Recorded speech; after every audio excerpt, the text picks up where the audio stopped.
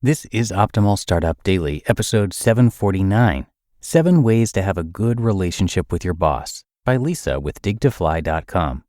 And I am Dan. Welcome. I'm your host here, and this is where I read to you every single day of the week, including weekends and holidays, from some great blogs on entrepreneurship.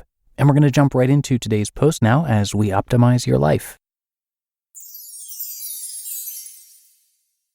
7 Ways to Have a Good Relationship with Your Boss, by Lisa with digtofly.com. I always knew that having a good relationship with my managers was important. However, I didn't realize how important it was until 4 years into my career. Looking back on my working life, I could have had many more opportunities for advancement had I worked on building strong relationships with those I reported to.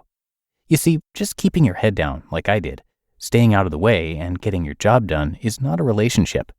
Yes, ultimately you want to complete your job duties, but it's equally important to be seen, especially if you're interested in taking on additional job responsibilities or advancing in the organization.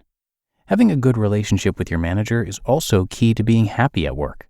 So let's look at some ways that you can improve your relationship with your manager and increase your work happiness. 1. Perform the basics. One of the most basic but important things that you can do is to show up for work on time.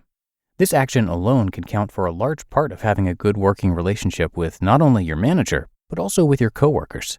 Punctuality and dependability show respect and trust. Your manager and your coworkers need to know whether they can count on you. 2. Know your manager's communication style. Some bosses passively sit back and listen, while others probe you with one question after another. Some want lots of information, while others only want the essential details. Some bosses relate in a casual, relaxed style, while others are all business.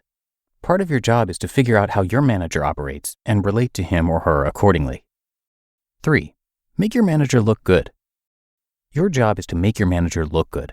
Avoid falling into the trap of not wanting to perform a particular task because it does not fit your job description.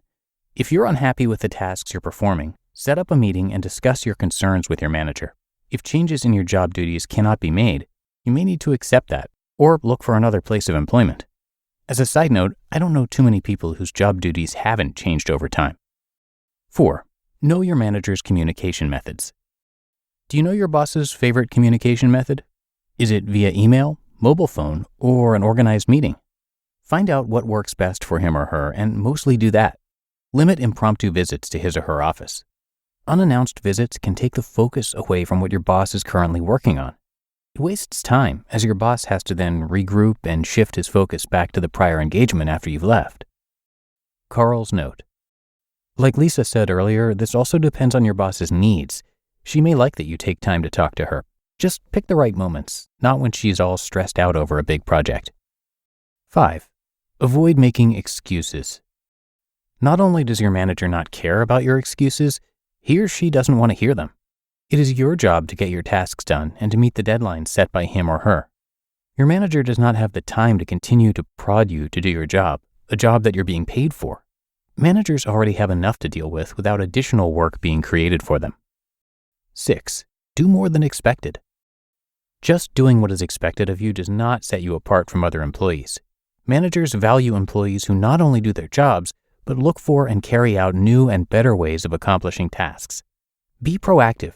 Come up with solutions and schedule time to present them to your manager. This will reflect wonderfully on you. Also, volunteering yourself for projects can be a great way to show your initiative and interest in going above and beyond. 7. Ask for feedback. Asking for feedback is a big one for me. Because my boss travels so much, we don't have too many chances to meet face to face. I will often schedule what I call a catch-up meeting to inform him about what I've been working on.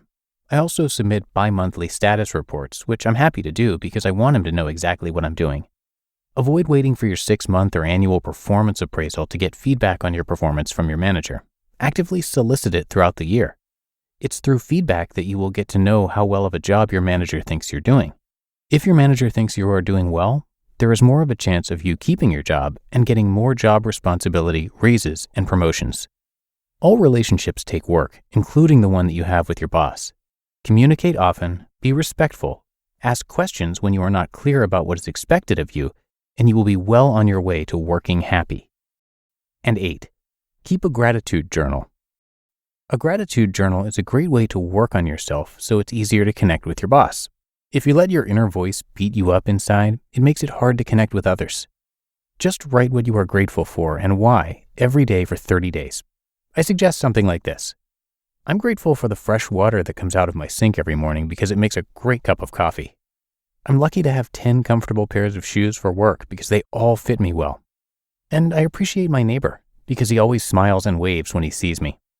The why is important because it helps deepen the gratitude journal experience. Within a few days, you will begin to see an improvement in your outlook. You just listened to the post titled 7 Ways to Have a Great Relationship with Your Boss by Lisa with dig2fly.com. And thank you to Lisa for this guest post on Dig2Fly, and of course thanks to Karl, the creator of the site Dig2Fly. A little more about him. He helps entrepreneurs understand their struggles and turn them into stepping stones, and certainly Karl knows a lot about this because in 2010, he was diagnosed with testicular cancer and was then laid off from his job a year later. And while those were obviously difficult situations, he now calls them blessings in disguise. And since then, he's stopped doing work that doesn't fit with his passions and instead now focuses on things he truly cares about. He's the author of the book Bring Gratitude and has a lot to offer on his site, so please do come by dig2fly.com for a lot more. I have that linked in this episode's description to make it easy for you. And dig to fly, by the way, means dig deep to fly high. Karl also has a podcast of his own, and you can find the Dig2Fly podcast wherever you are getting your audio. But that's it for today. I thank you for listening every day and for clicking subscribe or follow in the podcast app of your choice to keep up to date. All of that is, of course, how we can keep this show going for you. So have a great rest of your day, and I'll be back again with you tomorrow, where your optimal life awaits.